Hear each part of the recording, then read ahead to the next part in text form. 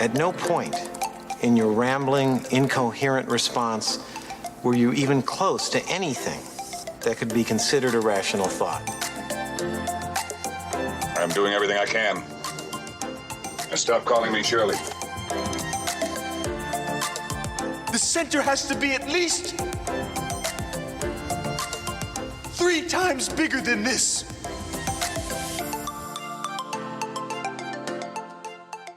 All right, it's Sincerely Unqualified. Today we have Booksmart, which honestly I think is probably overlooked. I think it can be overlooked at least.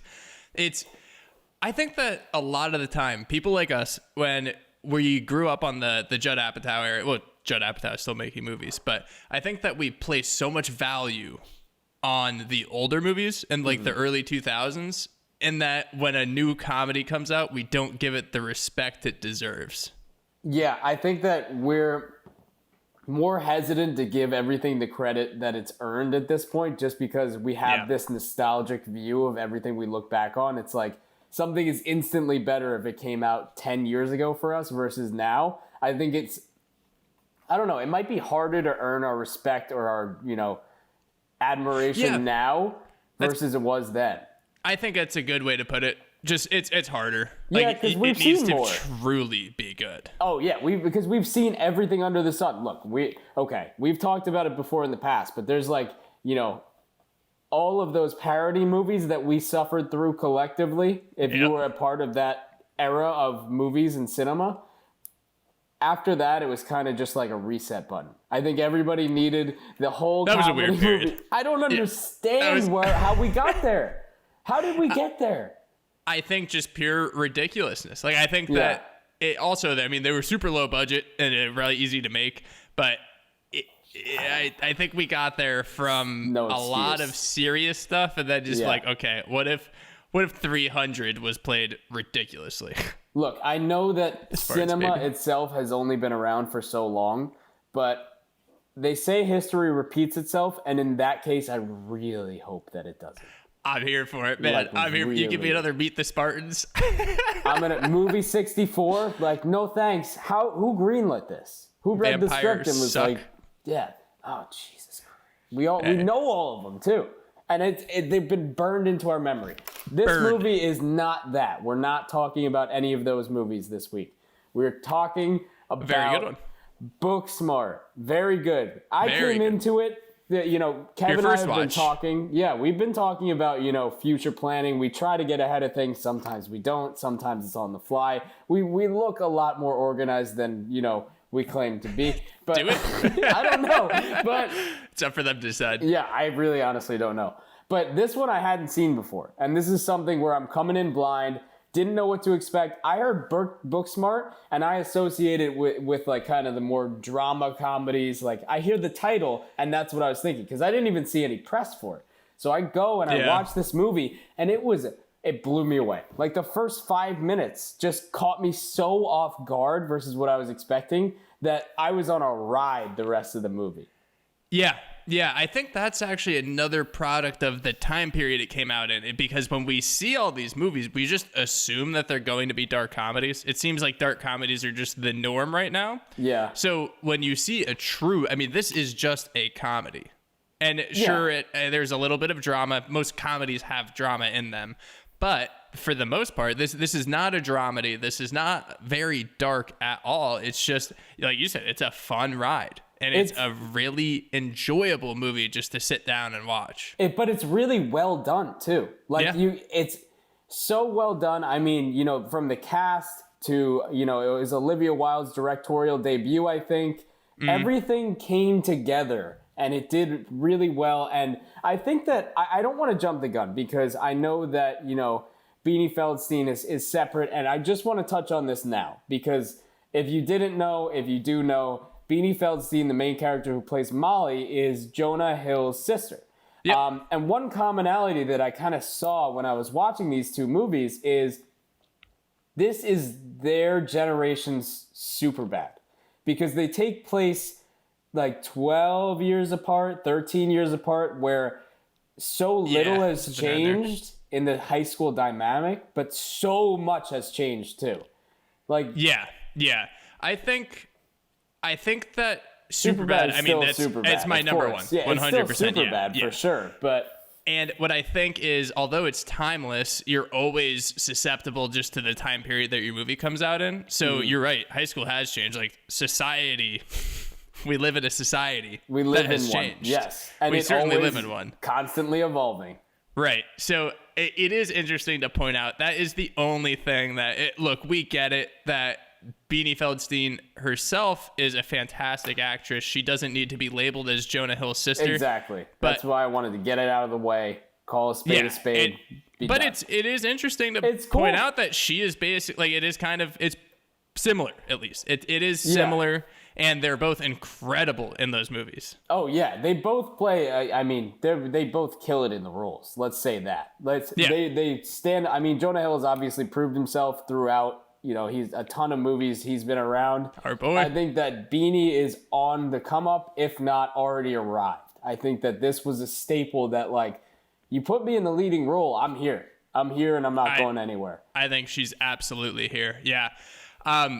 We were going to do some pre-pod talk, but it's honestly just all been Booksmart so far. So let's just get into it. Let's do it. I mean, you got anything to plug in? Anything other than your hair? If you like this...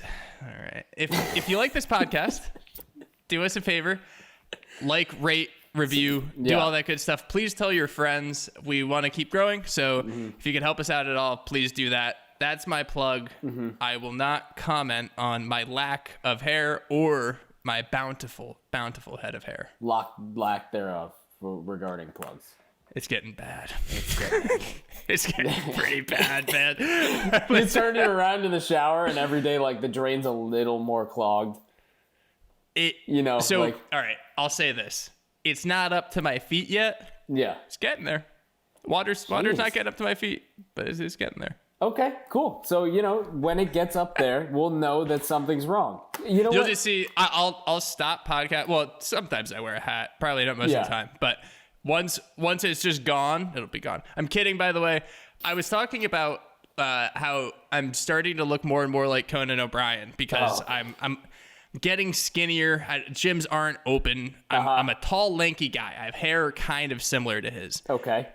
Well, what I realized, so I said I want, out of spite, I am leaning too far into it. I'm going to try to look my best like Conan O'Brien. Then I realized what I want to do is I'm going to hit my Kumail Nanjiani phase. I'm going to be a skinny guy. I'm going to get ripped. I'm going to get comically Eternals? ripped. Yes. I'm going to try my best to look like I can star in a Marvel movie. You're going Silicon Valley to full-on Eternals right now. You're going full-on transformation. The thing I'd say to start off with is he has a Men's Health video that he shows his fridge. So if you want to see what... Those videos always get me. It's like, here's my fridge. Okay, the camera slightly pans over to the HGH and all the supplements that they're doing. No, fridge. So just like beef. And... We did not discuss you looking in my freezer. We just said fridge. Yeah, 93% fat. 93% fat beef. Gotta keep those needles cold. But we'll move into Booksmart and get off the steroid train here, even though Kev's going to be doing a cycle soon. And we'll post so if you results. have steroids, and I don't think it's illegal to openly ask in a public forum, if you have steroids, maybe let me know. It's not illegal to pose a hypothetical here. If somebody hypothetically had steroids and they hypothetically were to, want to give them to a Conan lookalike because Conan's on a bulk, and everyone knows Conan's getting jacked. Conan is getting in his old age. Ripped. He's not old, but pretty old to get ripped. He's got kids. He's getting there. Not that having kids is you being old. You can have kids at any age, but certain ones. All right. We are devolving. Yep. Let's get into Booksmart. Give us the tomato score and give us some of the key members. Let's do it. So it was actually a really good critic movie and very solid audience. The critic is definitely higher than the audience. So the critic score is 96, audience 77. When you look at a true comedy, 77 is a very solid score. Very solid. Because comedy is so subjective. We've talked about it a lot. Mm-hmm. But Olivia Wilde is the director.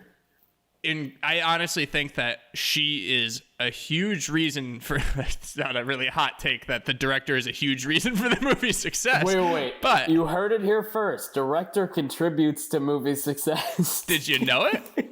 I had no idea. Look, what I will say is that we're going to touch on it later, that there are a lot of things that she did that she kind of took her directorial debut to just... I feel like she really swung for the fences on this one. I feel like she knew that she had something very, very special, and she just went for it. So that's the director we needed. That I feel like there was so much realness in this movie, and that's lacking a lot. I mean, when people try and make movies about high school, it feels like there's a certain pattern that you follow. If you're like, it's okay, certain groups here, group X, group Y. This movie did such a great job of addressing that it's not always cookie cutter. Right. That there is a gray area. Like everything's not so cut and dry that this jock could get into Stanford and the other one could get into Yale that they just call AAA or whatever. And then but for like this to be your directorial debut, right? And there's been comments, there's been interviews about, Olivia Wilde being that person that everybody thought they could go to for advice or for, recommendations or even to adjust the script on set. Like, to be that role model in your first film.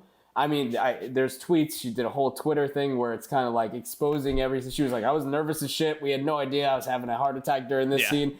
But to have that confidence and to lead this whole crew in this and then come out of it, a lot of people's first movies, not so good.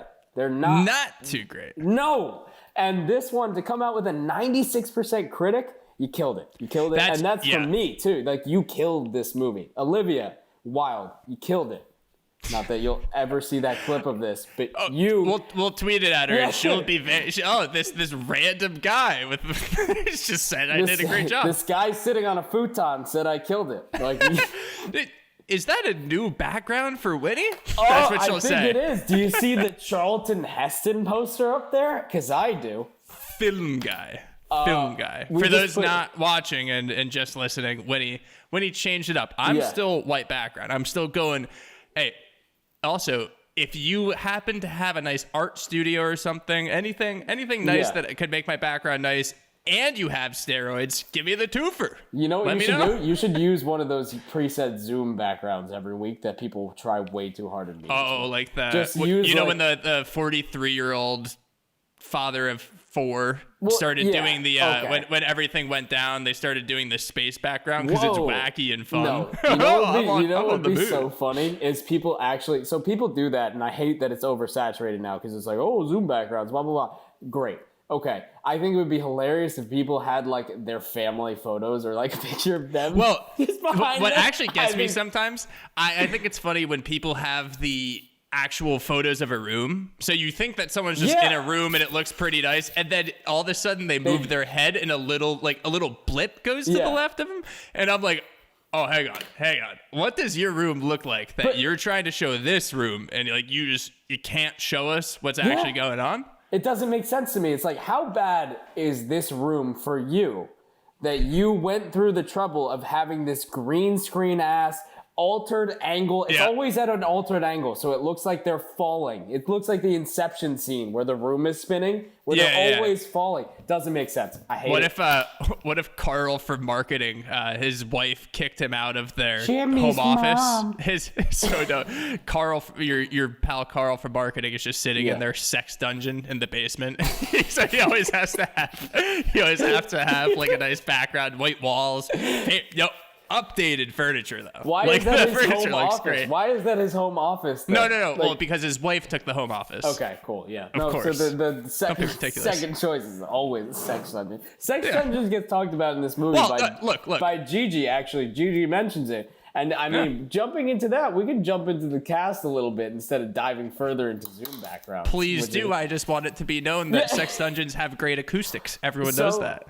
In the movie, like, there's a lot of great bonds that we see between characters, and it seems really organic, which some of the times you don't have with cast. It seems a little forced. This one, it felt like you were involved, like you were in school with these people. You felt like you knew that they had gone to school together for X amount of time. Like they were genuinely connected in this way. There's always those little things that weave them together. So yeah, and what I would say about that is, like, obviously there's a point to, okay, they're good actors and actresses. They're in a big Hollywood movie.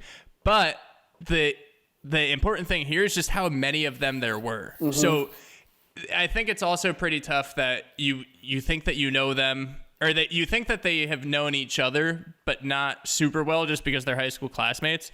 So I think that the volume of people that are able to do this and able to all interconnect is, I think that's what's like particularly strong. It is impressive because it's like there's a lot of B plot lines and B storylines and everything. Obviously, we have our main two, who are Amy and Molly, played by Caitlin Dever, and then Beanie Feldstein. Dever. I don't want to sound like a dick and correct you, but we looked it up for like 5 minutes beforehand. I know, because I thought you were going to say it, so I panicked. I thought you were going to say it's it. Fine. Caitlin Dever. Because you were saying it earlier. I panicked. I hesitated. You know David what? Koechner is not in this movie. Thank God. But, okay, so our two are Caitlin Dever and Beanie Feldstein, who we mentioned a little bit earlier. Yep. Then we have these not side plots, I don't want to say, because each character was, super important with everything. But you got to know all of them decently well throughout, which doesn't happen a lot in these high school movies. So we had our guy Jared, who's played by Skylar Gisondo. And then we had Ryan, who's played by Victoria Ruska. These names, they're tough. I thought your name guy. Look, your name guy. No, I okay. have an Eastern European last name. Rueska. Okay, I Probably just want to say, Rueska. I want to say this for names, right? I want to say this. Yeah.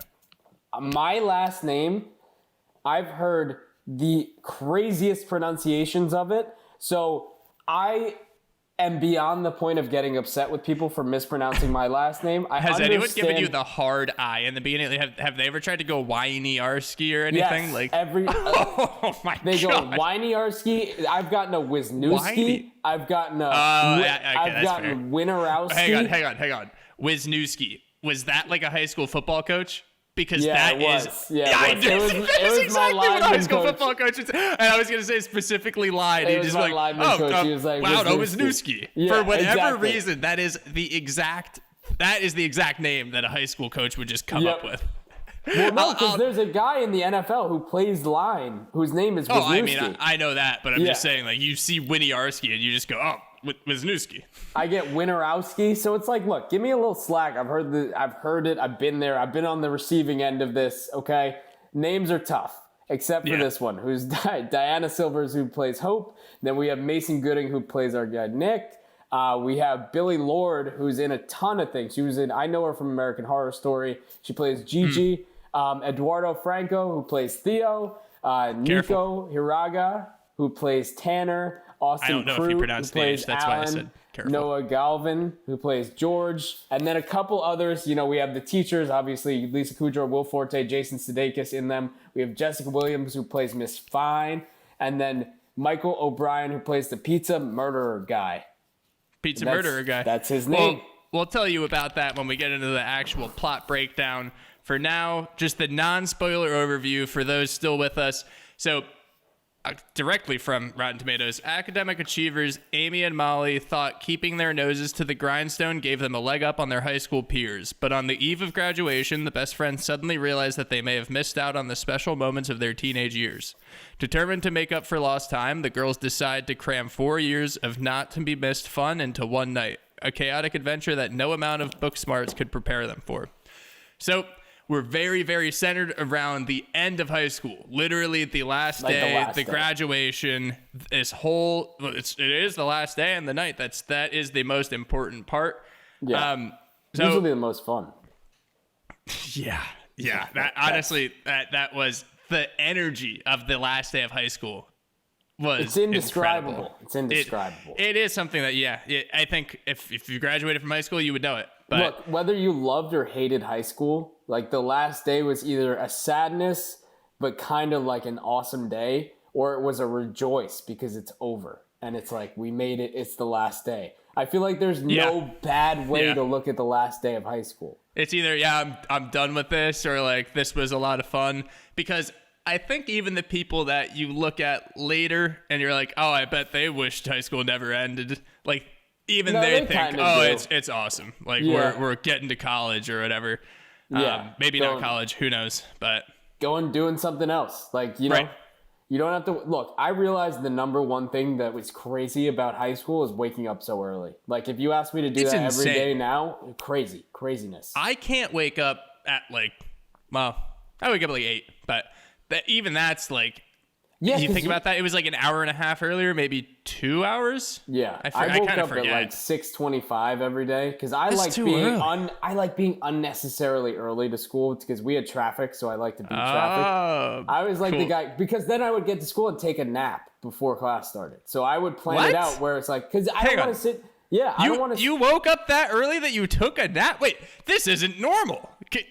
Please describe your routine in the morning. I got this reaction recently from somebody else too. Oh, you don't say. Okay, so my theory is because I had to drive my siblings too. So I would get up early and I'd be like, all right, let's be, because the traffic would take like 15, 20 minutes. You would be late for class if you missed a certain window because there's stoplights, everything, one straight road, no other way about it. So I would leave my house at like 7. Okay, I'd get to school at like 7:10. Park the car, go inside. Class starts at 7:45, 7:50. What am I doing? I get there at 7:10. I take a nap because I get extra hours of sleep. Instead of sitting in traffic and being stressed and getting there late, I get there early and I get extra time to nap or do homework, whatever was needed, instead of just sitting in the car. I totally understand what you are saying. Why you are saying it is what I have a problem with. But I'm going to let the listeners decide for themselves because I think it's ridiculous. I'm sure they think it's ridiculous too. One thing that I need to know, where the hell would you take a nap? In the school? The library. You would go like to the library every morning. This librarian, she's just working. Look, very small school. We would go in there was a round table when you walked in. Like my friends would kind of meet at the round table. I'd sit there. I'd get there, put my bag down, put my hood up, and just lay there for a little bit. So every morning they were just like, oh, here's Matt again, taking a nap, because that's what kids do. It was a small high school. Everyone knew everybody, so I would get there early. Nobody said shit to me. So you were known as the weird guy who napped before school? It wasn't weird. It was just like I didn't do it. I didn't. Now that I'm thinking about it, it might not have been weird. In the moment, just tired. It's very weird though. To me, it's weird. I think that's a crazy move. Nobody wants to be there at 7 in the morning. So leave 40 minutes later and get that extra sleep. But I get late. I would be late. Okay, that's fine. Then you're late. Okay, fine. All right. I don't like being late. We talked how much we loved it. I don't think that we need to touch too much more on for a non-spoiler standpoint. I think we could probably go into spoilers, right? Premise first product, they killed it. That's all we'll say. I mean, absolutely fucking destroyed it. Ooh, premise first product. I'm not sure if I'll release it or anything. I told you, this movie went into my top 10. Mm-hmm. Like, that's how much I loved this movie. No, and I'm in the same. I'm close to putting it in. Honestly, I think it might slide in there for me too. A little slide. I think we should put out updated rankings soon. That's what I'm thinking. I'm thinking we need to decide like a date. We need to do something. Actually, so for our maybe second week of March episode, we're gonna try to do a March Madness episode. For those who don't know, it's a NCAA basketball tournament. I'm assuming a lot of people know it. Everyone does brackets. So I'm thinking that we do a bracket of movies that we've already reviewed. And then I think we could probably break into that there. Okay. Do you want to put money on it? Who would win? Well, I mean, we're going to be the ones. No. No. Yeah. So me versus you. Me versus you. Yeah. Yeah. Okay. I'll take that. Okay. So we'll go into the plot run through. Winnie, I'll let you take the reins. We'll get into it here. Let's do it. All right. So we start off, we meet our main characters. They're on their way to school. Last day of school, we kind of figure that out. We meet Molly. She's getting ready for school, goes outside, meets her friend Amy. They do their introductory dance with each other. Like, oh, who lets you look that good? Oh, are we going to school? They're doing the whole thing. And you know the vibe of the movie instantly because you're like, all right, this is a normal. Yeah. You know that it's just a fun movie, and they're very supportive of each other, so you know that they're friends right away. But even just like the quirkiness of it, they're dancing kind of weird. It's everything's upbeat. You know that you basically it's a nice setup for what you're going to be into, and an even better setup when they go into school. Oh yeah. So we go into school, and so we can tell a little bit about the characters the first 2 minutes from the bumper stickers that they have on their cars. Oh yeah. It's all, we learn about Molly and Amy. They're very, true to their guns. They're very smart. They're very driven. But we really find that out when they go into school, and we find out, number one, Jason Sudeikis is the principal, which is a great role. They walk in. He's phoning it in on the last day. Literally the last day, and they walk in, they're like, we need to talk about end of year budgets. He goes, why? He's like, why do we need to do that? And that's when you learn, like, okay, they're a little bit intense. They're just a little bit intense. Yeah, just a little bit. Like, maybe let's not do that today. Yeah. Your last day of high school, and you're going to be like, well, the end of year budgets need to get done. Everyone else is partying. Like, you're worried about crazy. That. Yeah. So we find out, like, how driven they are there. And you can tell that they're the kind of people who are very, school oriented. They're geared toward, being way more about their schoolwork, finishing everything, than they are socially. At lunch later that day, they're just talking to one another. They're only sitting with one another. They see, even on the last day of high school, kind of, out on their own. And you could tell that they're a little ostracized from the group because they care so much about school. So then fast forward to Molly, who's played by Beanie, in the bathroom, and she hears everybody kind of talking shit about her. So she hears AAA, Tanner, and Theo outside talking shit. And they're basically just like, okay, they play, F, marry, kill, and who would you, and then it was like, oh, I would do Molly, but like put a paper bag over her personality. So so like they're saying she's cute, but they're like, I don't know, she's basically they're saying she's a nerd. And obviously that's really, really hurtful to someone that's sitting in a stall just hearing it. So she walks out, which I think is a crazy move. I probably would have just sat in there until they left, but they were just kind of like messing around. They didn't seem like they were going to get out of there. Yeah. She walks out, addresses it pretty directly, says, hey, I'm going to Yale. Like, look at all my hard work paying off. And then AAA, this girl who's supposedly, skankier, like, gave guys roadside assistance, which is why she's called AAA. Yep. She's also going to Yale. And then Tanner's the going other to two, Stanford playing soccer. And then the other one isn't going to college because he's going to Google making mid-six figures, he said. Which is another thing that's pretty crazy, good. Which I love that they threw in because, okay, it's in California, it's a high school, but I love that they added that little modern touch of like, kids are literally making millions of dollars out of high school now. Like, there's certain cases where people are, whether it be shaking video a little games, ass whether on it be TikTok. Exactly. People can make money doing other stuff. It's like, all right, college isn't a necessity now. I would say for most people it is, but for certain people, like, they highlight that right there. And the best is Molly's like, wait, didn't you fail 7th grade 2 times? He goes, yeah, rule of threes. This kid's gonna be coding for Google. I just love that little stoner guy. Yeah, and it plays into the fact, like, don't judge a book by its cover hardcore, especially since the school set a rule like, okay, if you get into college, you can't tell anybody where you're going. And for some reason, it seems like everybody followed that rule pretty well. Yeah, and honestly, so we've been out of high school for 6 years? 6, 7 years, who knows? Weird. Honestly, things just changed so much. I feel like, especially in these last 6 or 7 years, something's changed. So honestly, if you have recently gone to high school and something like that has happened, like, let us know, because when we went to school, it was pretty known who was going where. Yeah. Like, when big decision days were happening, the word would get around. Look, even if you didn't directly tell people. People treated it like they were going D1 for sports.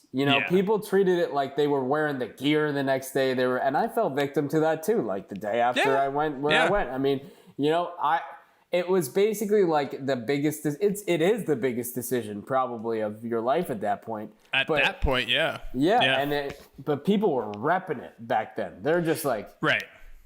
it's interesting thinking about now how that actually could be a thing that everyone's like, no, just don't talk about it. Which, granted, obviously, even if that's a rule at certain high schools, that's gonna get out. But yeah, you're right. This is pretty successful. They were able to keep it under wraps. So don't understand. Like when everything is broadcast on social media, that's the one thing where I was like, yeah, well, are you sure? Like, you know? Yeah, and so basically, Beanie, she gets basically a wave crashing over her of like, well, why did we take things so seriously if everyone's just getting into good schools? Like, she looks at these people who she thinks are dumb and looks back at her high school, and everything is just like it doesn't matter. Like, we shouldn't have tried that hard. So they go up to this spot and they're playing some ukulele, and she basically says like, hey, I want to have all the fun that we missed out on in one night. This is our last night. We got to do it up big.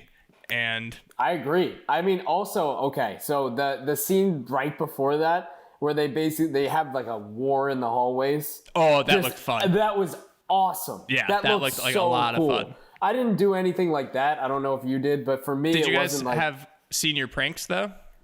We tried to, but like the year... I just remembered mine. Sorry, keep going. I forgot mine, honestly. I actually don't think we had one, or at least I don't think we had a legitimate one, because the year before us, people brought in these little like chickens, whatever, chicks, I guess.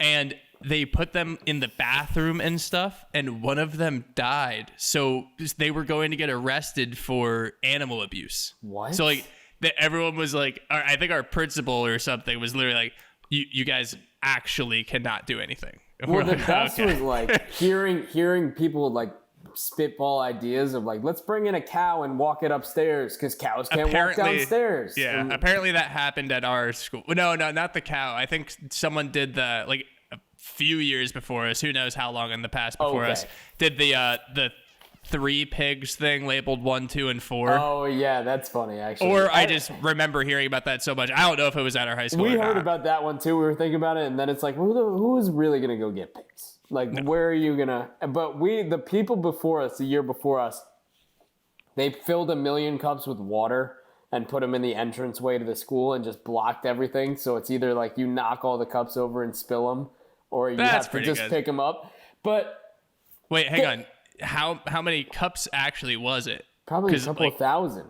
That's insane. That's too much work. But it's not worth it. The principal made them clean it up before school started. Of course. Yeah, what do you think's going to happen? Started. They just be like, especially because you went to a small school, so it's pretty easy to try to get the people who did that. It's really easy to track down people because there's a list of usual suspects, and then you narrow that down a little bit. It's like there's... Look, I went to a school with 500 people, so seeing this craziness is kind of insane to me. Yeah, but that's probably why we had the grander. You just had more of a sample size because I went to a 3,500 person high school. Yeah, that's crazy. Yeah, well, I like the craziness. I like that they kind of transition. This is the moment where we see like, all right, we're gonna do some shit, and this is kind of like the. Obviously, with this kind of movie, you can tell where they're going to go with it, but we have really no idea because we don't know too much background about them. So we go from here. They're like, all right, we're going to do some shit. They go up to the rooftop, and then not the rooftop, the mountaintop. They go down later that night. They go to Amy's house, and this is when they kind of get ready to go out. They're getting dressed up. They look like French detectives for some reason. Like they're wearing the same jumpsuit and this weird scarf around their neck. That's when the panda's discussed. They start talking about some deeper stuff. And they talk about, when the use of the nice panda. Young lady likes a panda. Start replacing that and the birds and the bees. Just when you like a panda and they use when you like a panda, you ferociously hump it until something happens. Something happens. Just figure it out. Advice from Sincerely Unqualified. This is actually when we meet Amy's parents for the first time. So we meet Will Forte and Lisa Kudrow. Like, okay, number one, wouldn't think to put these two together as parents. Number two, they work very well together. Oh, of course. I gotta say, for like the 5 minutes they were in it, they work very well together. Oh, they're great. Well, an actor and actress. I do want to plug real quick here. if you've never seen, so if you like sketch comedy and you have been missing out on I Think You Should Leave with Tim Robinson. It's the best thing I've ever seen in my life. One, all of it's incredible. Yeah. Yeah. But there's a really good sketch with Will Forte, and I won't give anything away, but basically it's about him getting sleep ruined on a plane and doing something because of that. And it is so worth the watch. It's so incredible. Will Forte is an absolute gem. Shout out to all of our SNL cast members, which actually there are quite a few of SNL cast members in this. I always forget that Jason Sudeikis was on SNL. Like I always forget that he was a cast member on SNL. Because you see him and you're like, oh, was he hosting that week? And it's like, no, he was a cast member. No, 100%. Do think like down the road we should do I Think You Should Leave like a season like we did Freaks and Geeks. Oh yeah. Or we could just do like a quick video like ranking our favorite ones. Number one sketch was the steering wheel. Number 2 was him choking to death. Number 3 was the song. Okay, there you go. You got it. You heard it here, folks. Yeah. So after they have their nice little, I guess, like fashion show, which leads to them wearing the same exact outfit. Literally the same thing. They're wearing even the berets when they go. Yeah. So they sneak out. Basically, they're supposed to be going to Beanie's place, and Jared ends up picking them up and takes him to his party. Which okay. So one thing with the parents, like, were your parents cooler with you going? Because I know, like, in this movie, it's highlighted where they kind of have to sneak around. I don't know if that's because their parents wouldn't trust them. Maybe they were overprotective or anything like that. I feel like that happens a lot of the time where you kind of have to not lie, but just be like, I'm going here, and then kind of go to a party and go there afterwards, or like they're hiding their clothes. And I think in their case, it was done because, you know, they'd never done this before. So it's not like they could just say, oh, we're going to a party. Yeah. Right. Yeah, I think that they even said that. But yeah, for my parents, I think that I'll say this, the policy on their end was always, look, if it's going to be happening, just let us know. Like, we just want to know where you are. We want to know what's going on. And I think not every parent, a lot of parents are, if they're okay with that type of stuff, they just want their kid to be safe. They want to know what's going on. Yep. Most kids at certain points will do things that even they know, like, all right, I can't just say this. Like, I can't just tell my parents I'm going to, like, so-and-so. So I honestly, my memory's not that good, but I don't remember myself lying too much because of my parents' policy. They were pretty cool. No, same here. It was more just like, all right, tell us, and if you need a ride later, like, we'll pick you up. Yeah. That was the kind of thing. I feel That's like exactly they could have done that in the movie too. They could have done that in the movie because her parents were cool enough. I think that it was that they'd never done this before. So they had Jace. They're sitting outside. They're like watching the videos of Nick's party because Nick's having a party at his aunt's house. All of the kids are celebrating the last day. They're all going crazy. They're posting all these videos. Somebody ate a ghost pepper. Like, it was going crazy. And so they asked he ate a ghost pepper and then immediately started chugging whiskey, which I could not think of a worse drink. Oh, bad move. Right after that. Ugh.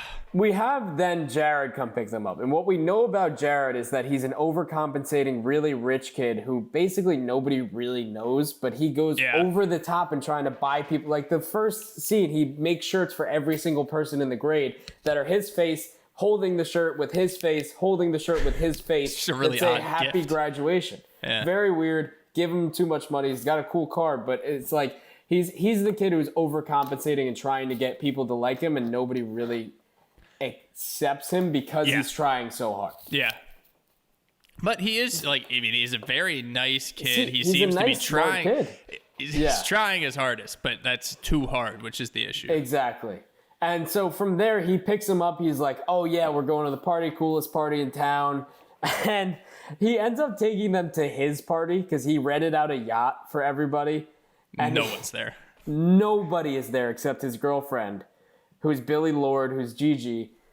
That's the only other person that's there. But what happens on the way there is Gigi calls Jared in the car ride. And Gigi's like, we meet her for like 2 seconds beforehand. She's off the wall, kind of crazy, just like this eccentric, crazy person.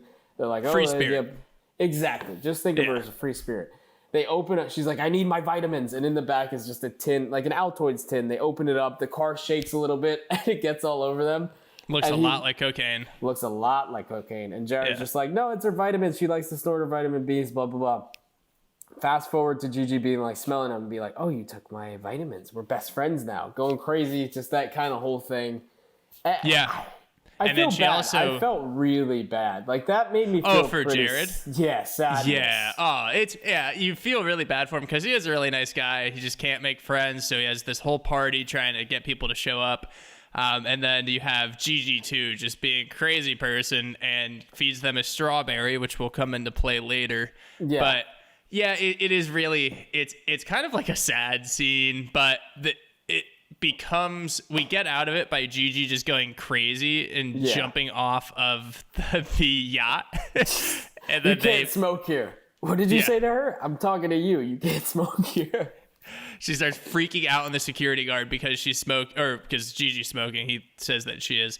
And then when they get out, they decide to they almost call it quits, but then they call Malala. Also, rest in peace, Daft Punk. They used like a very similar helmet when Jared was DJing. Just like tribute to Daft Punk, you know? Yeah. Sad that they broke up. But yeah, it's sad. He's DJing, and then they go outside. You know, you said the Malala.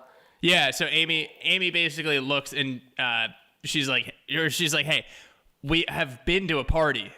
And Molly's like, no, that wasn't a party. We were like on an empty yacht. We need to keep going. 4 people there total. Not including the waiters. They had a whole wait staff. There was a lion made out of ice. Right. And a very, very active hors d'oeuvre waiter. But so Molly calls Malala on Amy, which means that she has to do what they want. No questions asked. It can get used once a year. So they're trying to get to Nick's party finally, because some time has elapsed. And we're not sure how much, but we know time has elapsed. Just hammers in the fact that they're like, you know, looking to be strong women. They have these role models, you know, even the first 5 seconds of the movie, you hear just like, you are strong, you are fierce, you're going to do this. And that plays into the, you know, who they are and how driven they are and everything like that. So when they call Malala, it's like a cool little reference that it's like, all right, playing into their characters. And it seems like a real thing that these two would do. Yeah, absolutely. So they get a lift, and it happens to be their principal, Jason Sudeikis, and they're talking about how Amy wants to start learning about sex. So they start playing with the principal, for reference. No, he's not privy to this conversation. He's not like, oh, sex? Yeah, I'll tell you. Amy and Molly are in the back. They start playing porn. It goes through the speakers in the car, gets super awkward, but they get to the party, or so they think, because it actually ends up being a murder mystery party. Also, important fact is that Amy has been out for 2 years now, so she doesn't really know what she's doing or anything like that. So they try to watch the porn. And Jason Sudeikis, we're not going to mention this later, but like when they're watching the porn, you have like the CarPlay and everything. And I love that they included that, like the aux cord CarPlay. He's like, an Uber, he's like, oh, you can charge your phone. And then they're listening to music 30 in the headphones. And he's like, oh, you can just play it through my speaker. And it's just like just clapping cheeks. And he's like, there wasn't clapping cheeks. It was two fine ladies. I was saying that as a sound reference. Oh, okay. Oh, no, yeah. It was it was a lot of just that kind of stuff. But he was like, is this Cardi B? And I don't know. That got me for some reason. Yeah. Yeah, that's a very real fear that I think a lot of people have when they like go to take an aux or something. They think something, maybe not porn, but like something bad is going to be playing from their phone. If it's like a Twitter video or something, who knows? Exactly. I mean, that's like the worst nightmare when you're in an Uber. You're just waiting in the back. You have something keyed up on your phone, whether it be, could be a podcast, could be anything. Just anything out of context. Could be like a Tim Dillon podcast. He's just screaming. Some absurdities, like you're listening to it. I don't even know. Like a Twitter clip is keyed up and it's just like, oh, no, I didn't mean it. There's no coming back from that. No, there's no literally coming back. No coming back. No from coming that. back.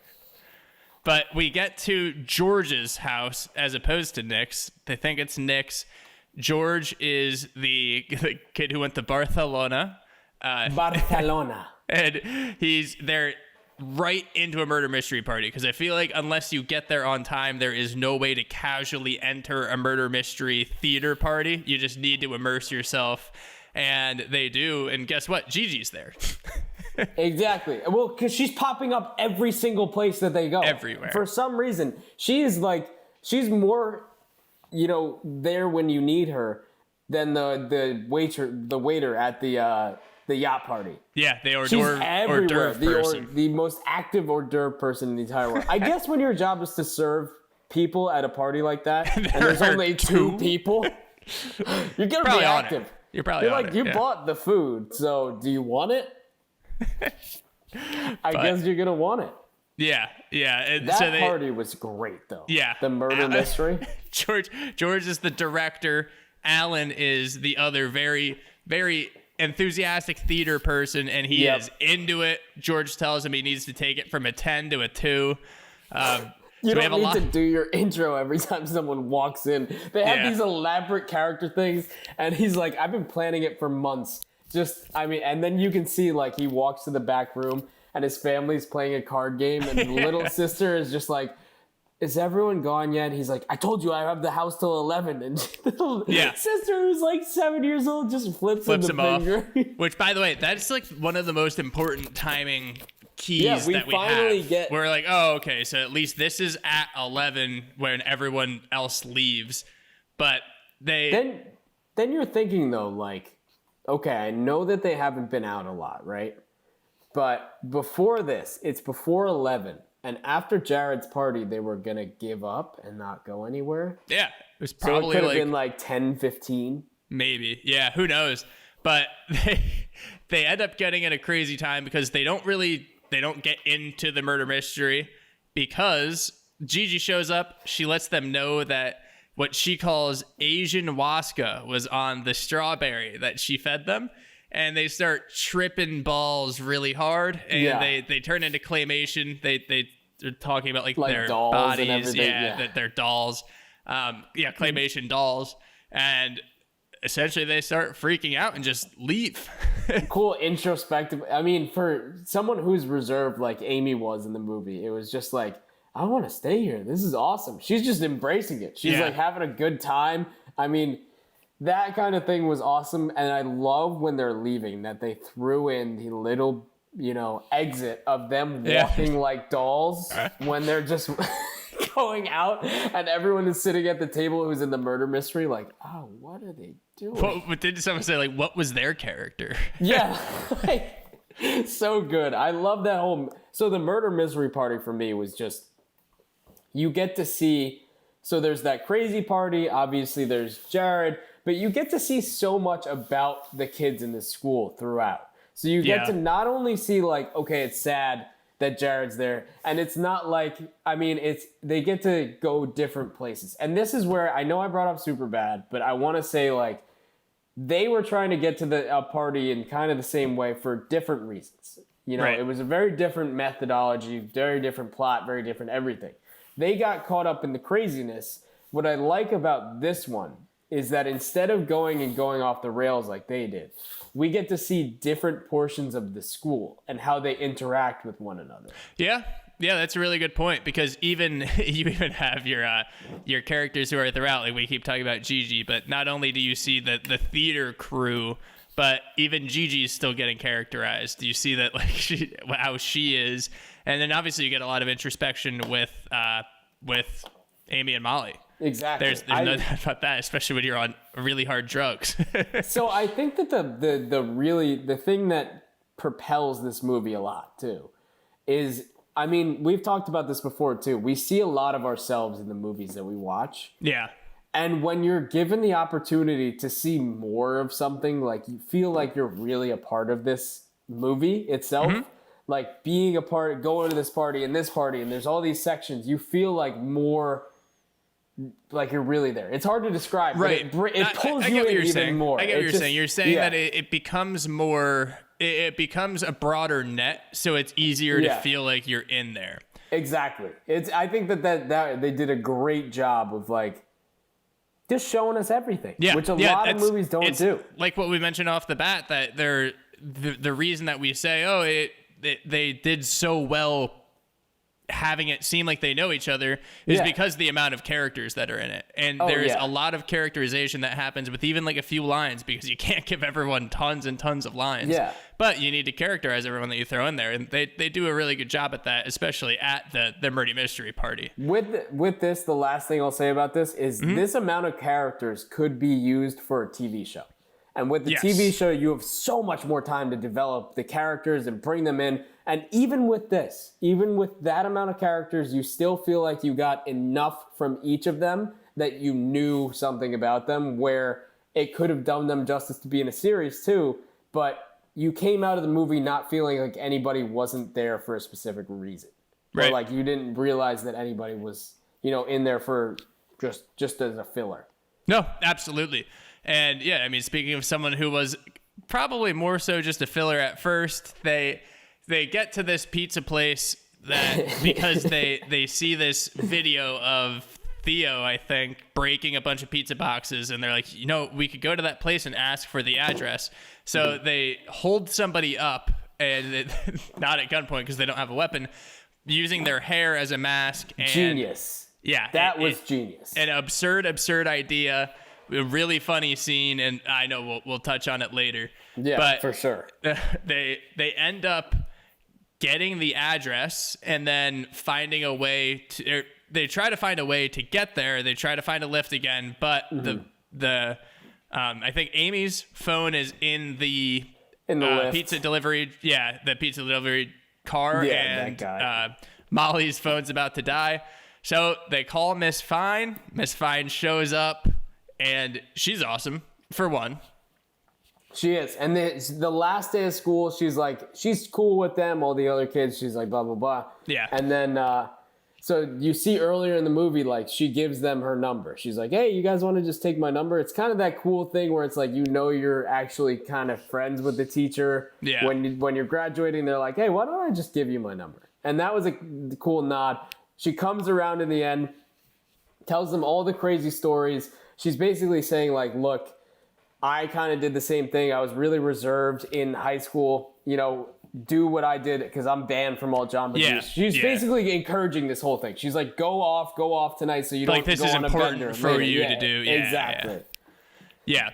So that was a really cool way of them, I guess, rationalizing what they're doing that is truly right. So you have someone who's actually in it and who's actually done it, telling them, basically greenlighting them. So they go to the party, they're finally there, and everything starts out really, really well.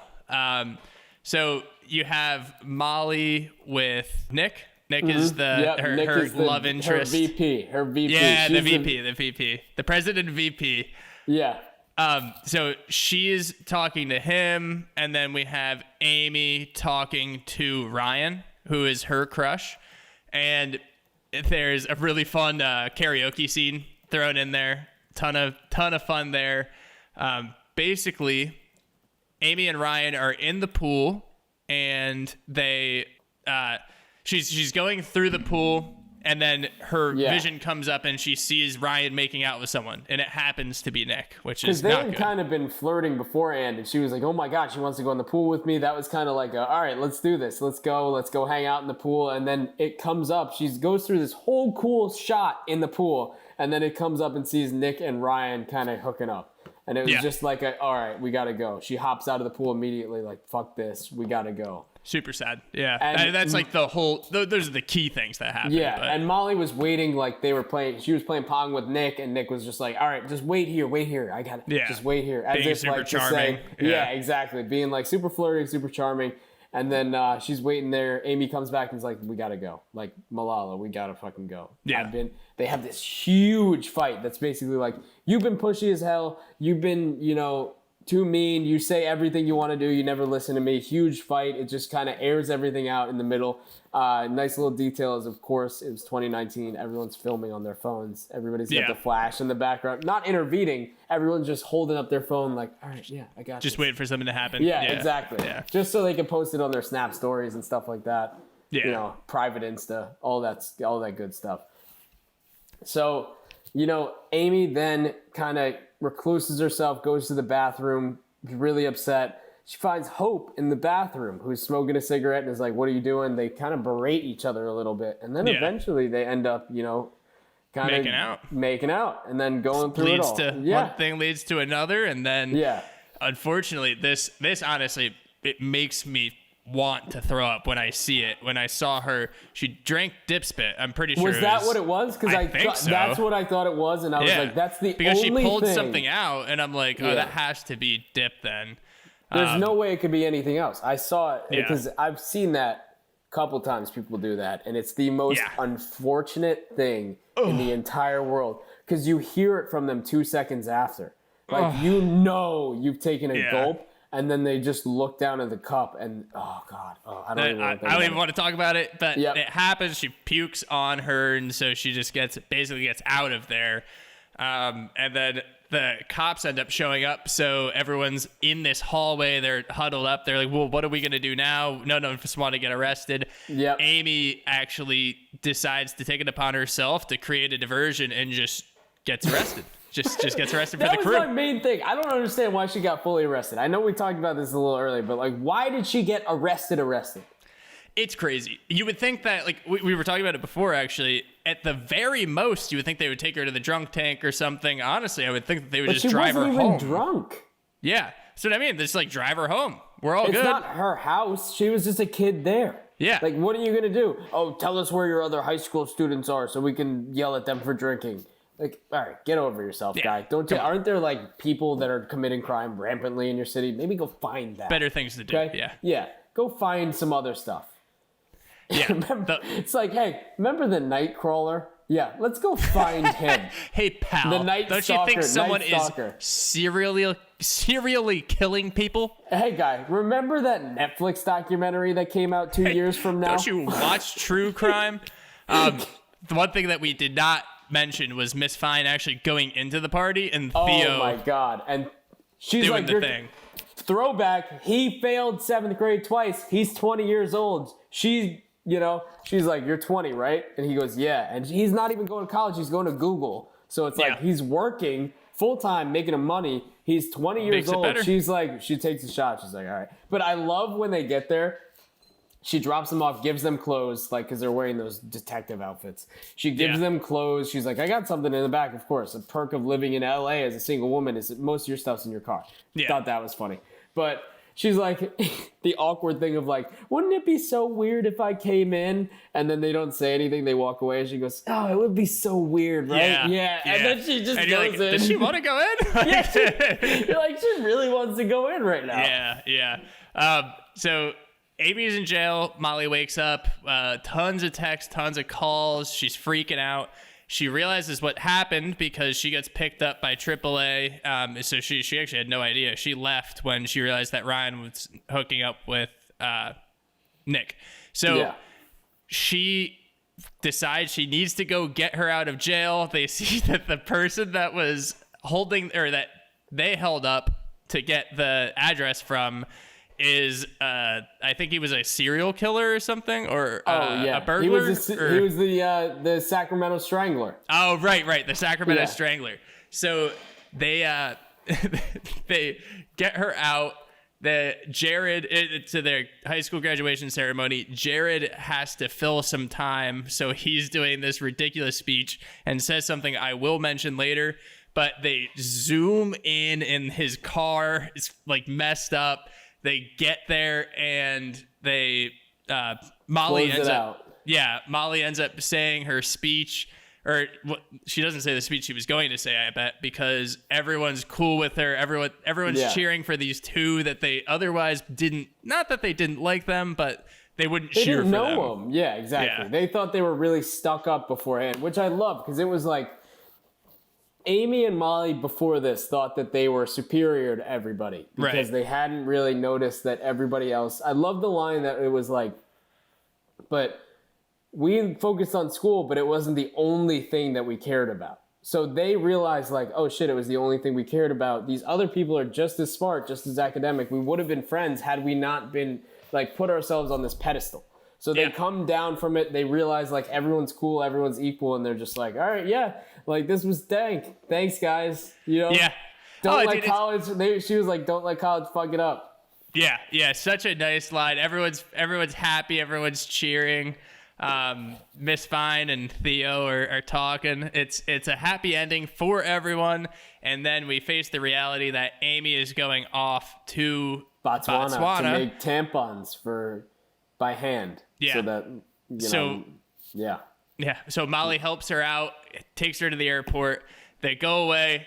Amy runs in front of the car to get her last line, and they're going to get pancakes. And I thought it was going to be a super emotional ending. Yeah. And they're like walking away from each other crying. It's kind of that dramatic music. You thought Molly was driving away, and then the second she does, Amy runs in front of the car. It's like, I can be the last one on the plane. You want to get fucking pancakes? Fuck yeah. Yeah, such a good way to end it. Like, just with these two, they break out of their shells. Basically, they were in for 4 years, and we're getting pancakes. What an ending. Yeah. Pancakes is the perfect ending to that. 100%. Yeah. All right. So you want to move on to Inexclusive Exclusives? Let's do it. All right. So we were talking before about Olivia Wilde's impact on the movie and also just how connected everyone looked. So Olivia Wilde actually encouraged Caitlin Dever and Beanie Feldstein to live together before they started filming, just to like really build rapport. They lived together for 10 weeks, which is honestly kind of a lot. Yeah. Let me put that in perspective for you. That's 2.5 months. Let's round up to 3. That's a quarter of a year you live with somebody. Yeah. Yeah. If you think about like, all right, this is probably pretty only relevant to people around our age, but like an internship. You think about how much you go through in an internship, generally like 3 months. That's like around there. That's a pretty long time. That was nice perspective building, Kevin. There we go. Better than 2.5 months. We can do math. Yeah, well, we wanted to show them we're versatile, okay? Absolutely. So another... Absolutely. Olivia Wilde, we loved her in her role of director because she made this movie so much better with that, and because she actually encouraged the characters to rewrite any of the dialogue that they felt to be inauthentic. Or inauthentic to just the general, I guess, probably time period or their characters too. Yeah, if they look through the script and they're like, I don't think we would say that. I think we would say that. She actually encouraged them to, so they didn't even need to take so real. Yeah, that's like why they were able to make it seem like this was a genuine, or as close to a genuine look as you could get. Yeah, into like a high school at this time. Those two decisions alone made this movie so much better. Because dialogue can break a movie so quickly if it's just like so cheesy or so like, all right, we're doing this and then doing that. It's like, okay, we know how you wrote this. You did a Mad Lib and just said, we're going to school. Yeah. You know, that whole thing. Absolutely. But I think that they did such a good job with this whole thing. Right. So there was also, a specific performance. So they built off that and they really highlighted individual performances, because each of them had their own specified lines, specified roles. Yeah. They were each allowed to do their own thing with their characters.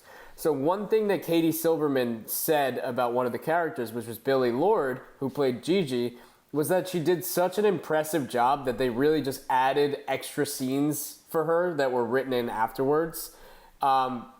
Which was warranted, I think, with that performance. Yeah. Honestly, that's what's so funny about that. They even like call it out in the script. Why are you everywhere?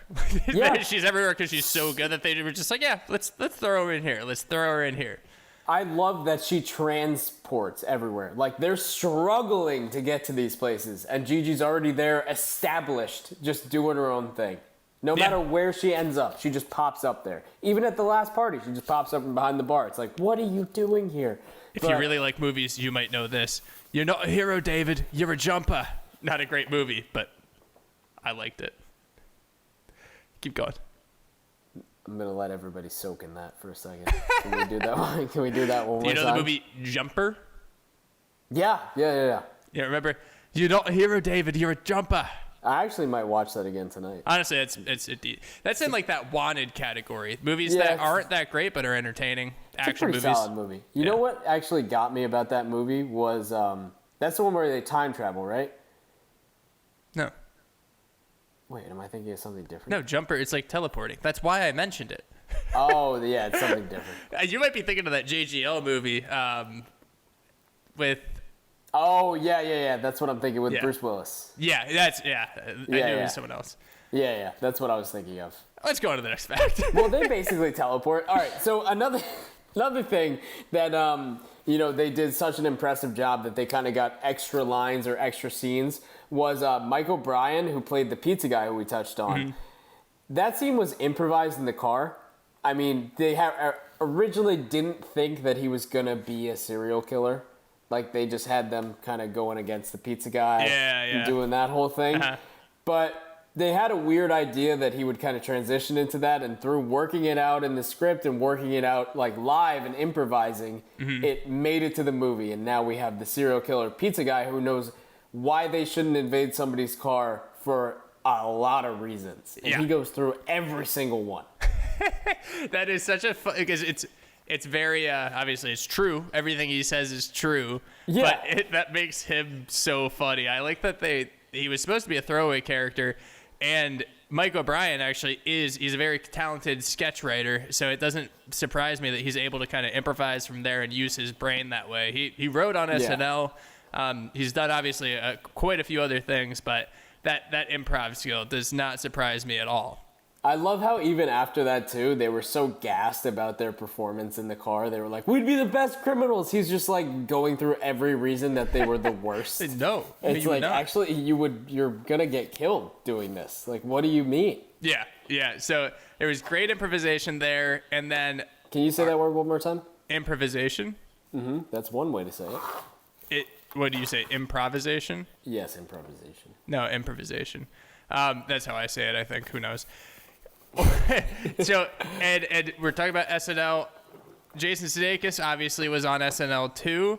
And when he's talking to the girls in the lift about his novel that he's writing, it's about a pregnant detective where when she gets close to the crime, or when she gets close to finding out the clue, the baby starts to kick more and more. That was just improvised. Like he just started describing in depth what this novel would be about this pregnant detective. And then they were laughing so hard while they were looking at it, they just left it in. That proves the SNL, the chops, as we say. He's got the chops. He's got the chops, kid. One that's pretty movie specific. So the original beginning was actually supposed to be Molly dancing to Backseat Freestyle by Kendrick Lamar. A lot of people should know that song. Very good song. Wish that it definitely could have been in, but the movie was actually too expensive the song was too expensive for the movie. Understandable. And yeah. I mean, it makes sense. You gotta have a budget. Not everything can just blow its money on the songs like Freaks and Geeks, but we like when they do. I mean, they did get a couple songs. They did have a very good decent, soundtrack, actually. Very good soundtrack. A decent soundtrack. Yeah. No, I actually, that is something I forgot to mention off the jump, was that it really is. It's a good soundtrack. Just that one couldn't be in, which is okay. Yeah, and that works. So one more thing, pretty movie specific, but they actually were pretty nimble on set. So the karaoke scene during the huge party. So Noah Galvin actually was just told the day before that he was going to be in that scene, and he was killing it. Speaking of good music, good song that they were singing.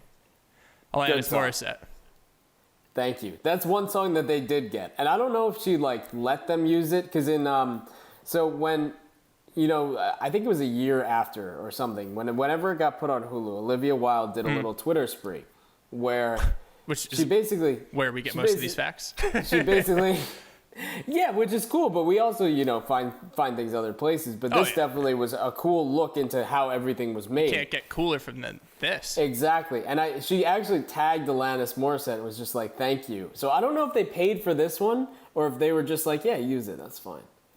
Which would have been really cool. If I think you like, have to pay for everyone. I guarantee you have to pay for it. I'm sure nobody's like, yeah, just use my shit for free. Yeah. But one of the things they did get for free was the footage of all the iPhone footage, like everything that looked like it was on people's stories, everything that it looked like it was on people's Snapchats. Yeah. So the cool thing that Olivia Wilde did to get that footage was she basically said, all right, use your phones, get footage that looks real, get footage that looks like it would be genuinely from, this social media post and everything like that, and we'll use it. Yeah. Which is awesome. So she gave the actors the phones and just told them to dick around with it while filming. Another Olivia Wilde being a fantastic decision maker on set. Yeah, for sure. And I mean, another thing that happened with that was, talking about decision making. So, she had good taste when the party house that they use, I'll just say it, the party house was crazy. That house looked awesome, right? Like, that house looked so cool. So it was in Encino, California.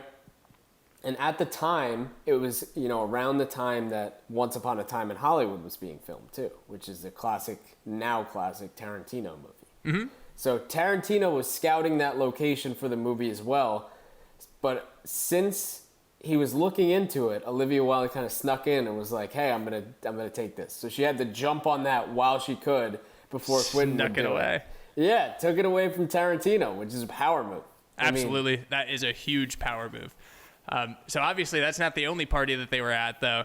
Another party was that murder mystery party where we said that they were tripping on Asian Waska. So that doll claymation, it actually took 30 animators and 5 months for that idea to come to life.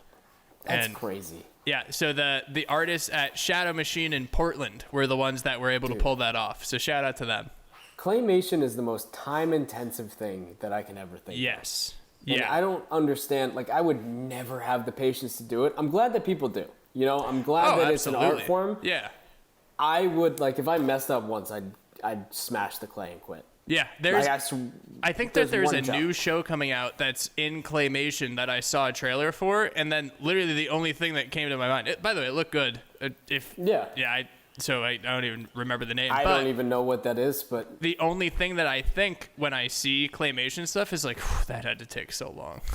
Right? Once you see the behind the scenes process, because I don't know when the first time I actually saw a behind the scenes process of claymation was, but once you've seen it, it's something you can't unsee, and you realize just how intense this shit is to do. Y'all weren't here when iCarly's brother, Crazy Steve, oh my gosh, did the space hamster. Burritos are food. 3.5 seconds of footage. Yeah. And I love the burrito how it just slams down. Burritos are food. But yeah, I mean, that was a really interesting way to do it. You might have thought it was a little weird, but I'm going to tell you something that would have been a little bit up from that, a little bit more weird. A little weirder? From that. A little weirder. So they filmed it, by the way. They filmed this. They actually have footage of this. So there was a scene that was supposed to be in, whether it was a flashback or a fantasy or something like that, where Amy had a fantasy with a giant panda and her crush Ryan in a car hooking up. Yeah. Driving up next to them and just hooking up. So a giant panda, again, and her crush in a car making out. If you've ever listened to Your Mom's House, you would know that there are much weirder fantasies to be had. Yeah. Oh, God. I've seen quite a few of those. They're amazing. Shout out Tom Segura. And Christina Peak. Come on the pod. Amazing. Not just Googling. So, the prepare to get consensually bashed party that Jared had. They had a few things that sprung to mind. We mentioned before that the DJ idea, it was a Daft Punk tribute a little bit. Rest in peace, Daft Punk. They didn't for reference, they didn't die. They just broke up. I know I've said that. Oh, yeah. Yeah. They're not dead. I'm not going to lie. They You said it. I thought they died or something. No, they broke up. They just broke That's up. it. Yeah. All It's right. been like 23 years or something they've been together. Sure. Crazy. Kim Ye. Rest in peace as well. But right before they were filming that scene, they didn't really know that they were going to have that DJ idea. And Skylar, who plays Jared, just kind of ran with the idea and did the DJ work and had the helmet and everything. And that was just kind of a crazy, like, last minute. Like they were saying, there's these last minute additions in the movie that they were just kind of writing on set, however long before. They were like, this would be a cool idea. So they just ran with it and did it, which I think that it's a nice addition. I think it's funny because, like, now, and obviously I'm not taking anything away that he did. He was fantastic in the movie. But it's funny thinking about the fact that most people that grow up around now, like most people that are just not old yet, are able to mimic what a DJ would do pretty easily. And that probably wasn't the case like 20 years ago. Yeah, I think it's pretty, you've seen a couple of DJs a lot. Now DJs... It's a common... Hey, look, there are as many DJs as... Well, not as many DJs as podcasters, but we're doing exactly something that a lot of people do. Exactly. We can't say shit. No, all right. not at all. Keep doing your thing. So there was a scene where they were in the stall. Actually, it was when we originally talked about Molly heard all this stuff about her, and there was something that said "you're ugly" with just the improper form of "your." It wasn't the contraction "you are." It was "you're ugly," and that actually happened because when they were scouting schools, they saw, or I think it was Olivia Wilde saw something that said exactly that, and she was like, that needs to be in. That needs to be in. I agree. It's the most, I hate it. I hate it so much. It's not that hard, I would say. If you're a native English language speaker, you know the difference between two and two, and your. Those are, top two for me, I think. It's something you should know. There's no doubt about that. If you say T-O instead of T-double-O in certain cases, maybe you misspoke. If you use your incorrectly consistently, get help. Dropped on your head, huh? Dropped on your head early? Yeah. Didn't like first grade, eh? All right, let's move on to our favorites here. Give me your favorite character. Theo. We have a buddy that looks a lot like teacher. Theo, by the way. He got with, in a way, yes. Acts like him, too. Oh, yeah. He got with the teacher. He did everything he set out to do, and he's skipping college and working for Google as a coder. What's better than that? He needs to be one of our favorite characters. He deserves that credit. I think he's up there. He set out to do it. He did it. Guy's living the dream. Yep. Mine is going to be our rambunctious theater guy, George. So he was, right off the bat, was hilarious, talking about how he lived in Barcelona, was really just, he was quirky, he was very energetic, and then, honestly, the best part probably had to be when he was singing his heart out to some Alanis Morissette and getting everyone into the party hype on that karaoke. Yeah. I love that. There's so much, and then obviously in the murder mystery scene too, when he's doing the 10 to 2 is hilarious. My favorite scene, we'll move on to scenes here, it's got to be when they're in the lift with Jason Sudeikis and he's describing the novel that he wants to write. Yep. the porn starts playing. Like, there's so much that happens in that scene, and it's such an important scene that's so funny. And I think it's just driven by Jason Sudeikis himself. Absolutely. I think that he controls the few scenes that he's in and just runs with them. You can tell he had fun making this, for sure. Oh, absolutely. Mine's got to be the whole murder party introduction scene.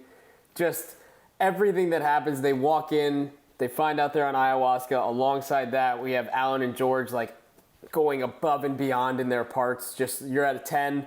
You need to be at a 2. Yeah. And then you don't need to introduce yourself every time someone walks in. The family interaction, just the planning. Like, your characters are in the kitchen. Go find them and learn your roles. Like, it's just so intense. I loved it. I loved everything about that. Yep. Very, very fantastic scene. Honestly, that's definitely up there. We'll move on to lines here. My first one is about Jared's car. I'm pretty sure. Mm-hmm. It looks like Guy Fieri's wet dream. Fieri. I think she says, yeah, I said that super bad. But it looks like his wet dream. It does. It really did. That's a DD Diners, Drive-Ins, and Dives special. Triple right D, baby. Triple D and Triple A coming together in one. There we go. That'd be illegal. But one of my favorite was when Amy got arrested and she's handcuffed and just walking to the car and she just goes, "Shotgun." Just kidding. I don't have one. Super awkward. Being arrested, just doesn't know what to say. Kind of going off the rails. Yeah. That was really funny. Yeah, that's hilarious. Mine is from Jared. Such a nice guy. Steps in for Molly, and because he's stepping in for Molly, he says, "I'm Molly Davidson. I am a woman. I am a powerful woman." And then it's like everyone's just like, "What is going on?" And he goes, "Straight white man, your time is." And then he's like messing up, and then everything like the car comes in and crashes. I just think that's really funny. That's one of those things that's just silly, but it's hilarious. Just have a straight white guy reading it. Love it. That was hilarious. Yeah. Somebody saved this man. For me, my last line, I think, comes from Will Forte when he's explaining his fatherly duties and like how he's upset that she's leaving for the night when it's their last night kind of together. And he's like, has this whole spread of food. It's like incredible spread. He's like, we made all this food. We even have special names for all this stuff. He goes, chips and sauce. See you later, high school. Cheese and salah. Me being your dad was the greatest honor of my life. Will Forte is so good. I was dying. Oh, he is hilarious. Both of them are good. Yeah. I don't think Lisa Kudrow entered the Kudrone. You remember that from Easy A? I don't think we got her in the Kudrone this movie. We didn't get the Kudrone. I don't think there was enough screen time for the Kudrone. No. I bet a few people were in the Kudrone. Yeah. We got an honorable mention here. You got one. It's obviously there's a couple that can be used. I just love this one. It's when they're watching porn in the car and Amy's hesitant. Molly goes, "Excuse me, ma'am. Are you judging other people's sexual preferences? Because you fuck a panda every night." That just got me.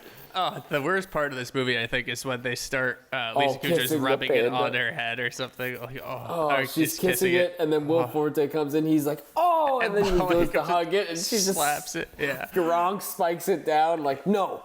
Yeah. Oh, so good. So good. There's so many good parts of this movie. We could talk forever about it. We do think that it was probably a little overlooked. Not even that it's so much underrated, because I think anyone who watches this movie thinks it's fantastic. I agree. I had that same realization where I watched it and I was completely shifted from what I originally thought was going to happen. Yep. I loved it. I came out loving it. May need to adjust the top 10. I don't know. We'll see that moving forward, but I think the top 10s will be adjusted probably somewhere around that bracket that we're doing. Yeah, kind of a I nice think that's a good call. Wrap up. Maybe give people a break, something different. We're trying to add some things all the time. So if you're still listening, you're considered a fan now, even if you didn't like us. So please let us know what you like, don't like. Give us feedback. Let us know on Instagram, on Twitter, on TikTok. Email us at sincerelyunqualified@gmail.com. Let us know. We definitely want to know. We want to take your feedback into consideration. Also, movies that you want us to do. Movies that you think we missed out on. I think a lot of the time, like, we'll get some comments and people will say that they want to see a certain movie that we don't consider a comedy, and then we just wouldn't do it. So stick to comedies. Black comedies, Very true. so dramedies are in play. We were actually going to link up Lady Bird with this just because it's another female-led coming of age.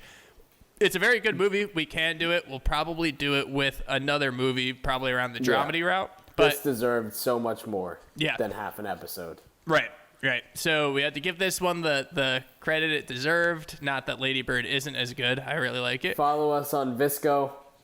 Hit us up on LinkedIn. You're going to make us a LinkedIn and Visco? Find us on Handshake. We're on Tumblr. Yeah, dude, let's make a Tumblr. MySpace. I'm down to make a Tumblr. Dude. We're also on Clubhouse for some reason.